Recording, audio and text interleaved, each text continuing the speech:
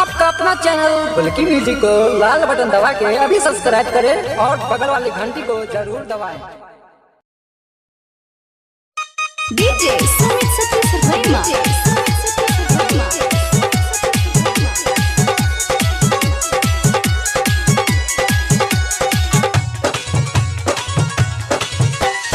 अकर बकर बोलबे गे गे गे गे गे गे गे गे अकर बकर बोलबे पकर बोल बैठ के चुमा तोरा लेबो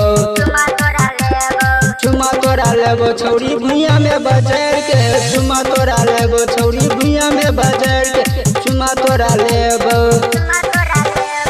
अकर बकर बोलबे गे गे गे गे गे गे गे गे अकर बकर बोलबे पकर बोल बैठ के चुमा तोरा लेबो